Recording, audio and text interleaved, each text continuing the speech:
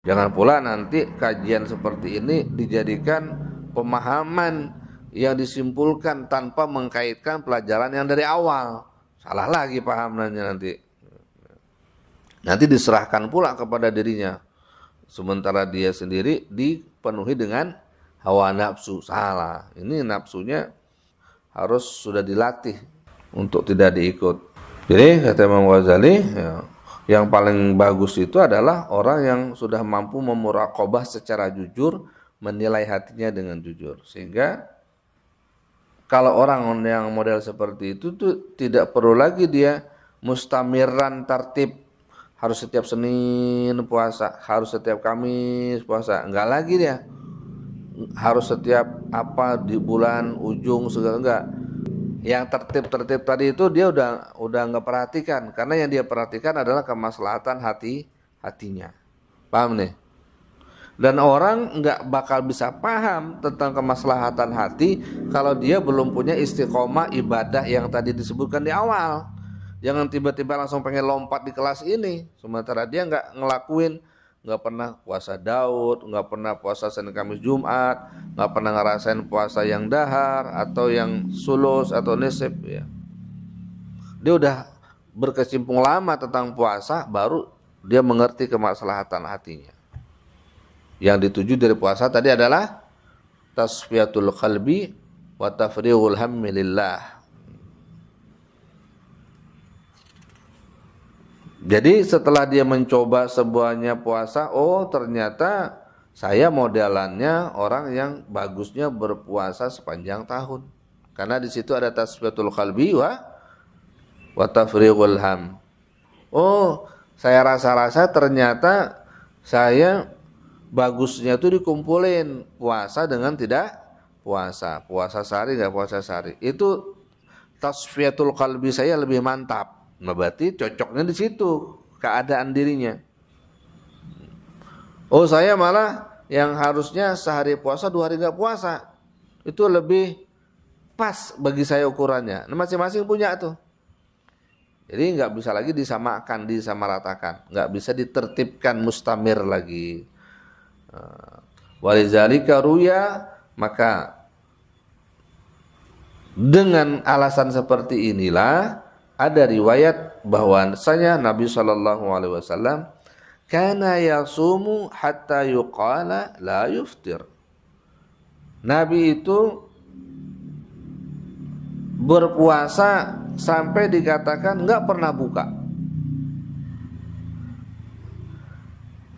Wa yuftiru hatta yuqala la yasumu. Nabi pernah juga tidak puasa sunnah sampai dikatakan enggak pernah puasa. Paham?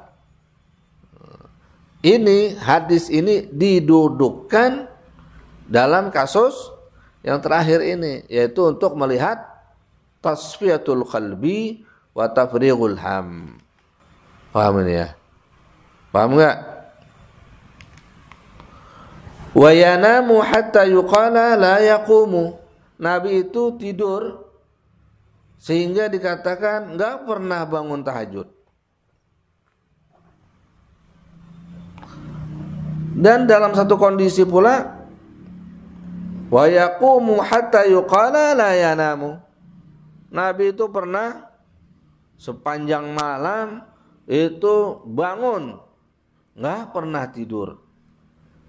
Kenapa tuh? Ya alasannya tadi. Karena beliau melihat, memandang dari sisi intinya, bukan di ibadahnya itu. Wa kana zalika bihasabi ma yankashifu lahu bi nurin nubuwah minal qiyam. Yang itu terjadi bergantung ketersingkapan batin lewat cahaya nubuwah. Minal qiyam bi huquqil awqat, dari melaksanakan pemenuhan hak-hak waktu. Jadi ada waktu mulia, kita kan ibadah segala itu utamanya seperti itu. Tapi nanti ketika sudah tersingkap pemahaman sesungguhnya, inti daripada yang harus dia dapatkan, dia paham. Oh, waktunya ini meskipun seharusnya pada umumnya orang puasa, tapi bagi saya enggak.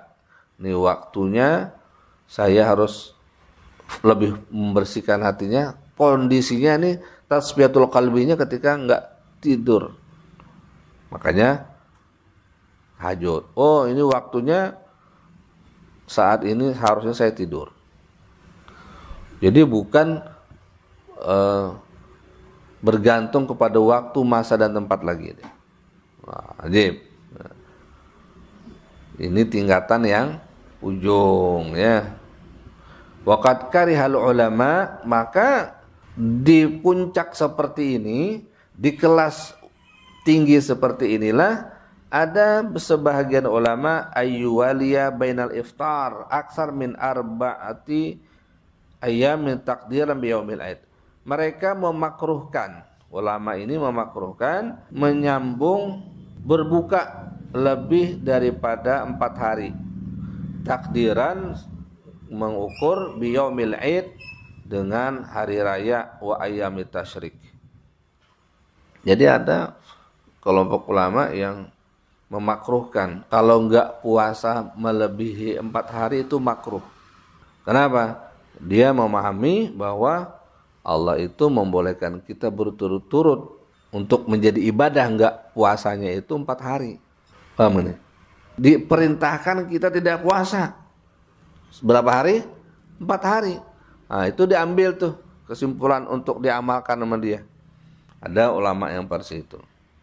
Wa zakaru anna zalika yuqsil qalba. Kenapa? Mereka menyebutkan bahwasanya orang yang makan minum melebihi daripada 4 hari enggak puasa itu bisa mengeraskan hati, yuqassil qalba wa yulidu radi al-adat, dan melahirkan kebiasaan yang buruk. Wa yaftahu abwab syahwat, dan akan membuka pintu-pintu syahwat. Jadi 3 hari enggak puasa, hari keempatnya puasa, atau 4 hari terakhir enggak puasa, hari kelimanya puasa.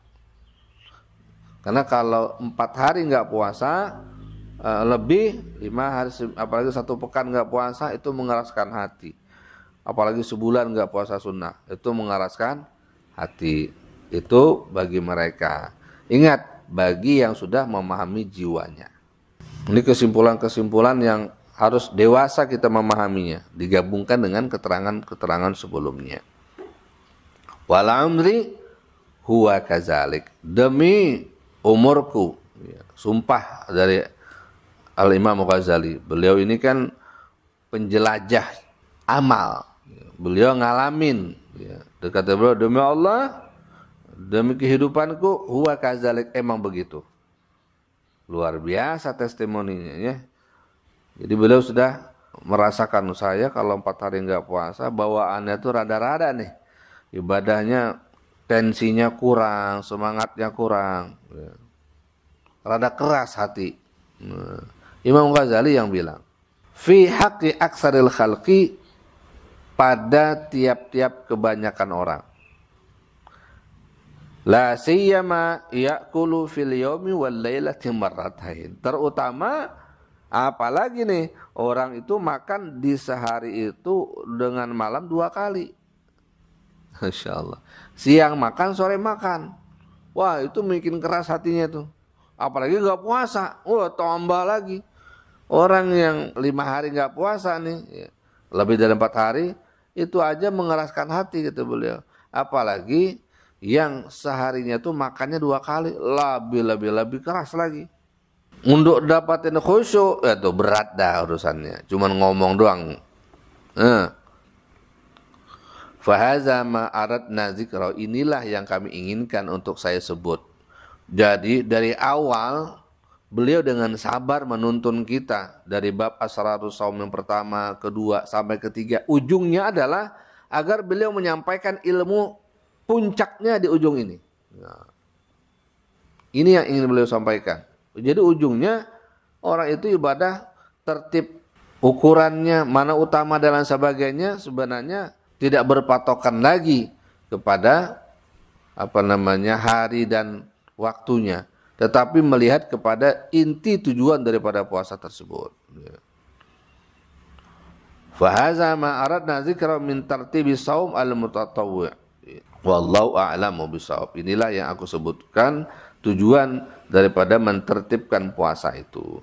Allah yang Maha mengetahui dengan yang benar. Tamma kitab asrari shaum, telah selesai penjelasan kitab rahasia puasa. Walhamdulillah bi jami'i mahamidih kulliha ma 'allamana minha wa ma lam na'lam.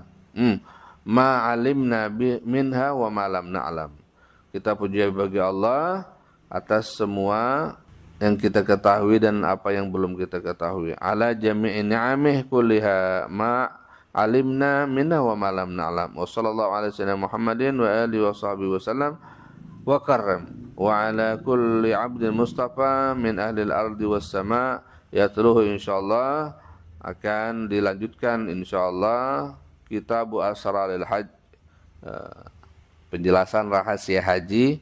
Wallahul mu'in, Allah yang maha menolong, la rabba ghair, wa ma taufiqi illa billah, wa hasbunallah wa ni'mal wakil. Al-Fatihah.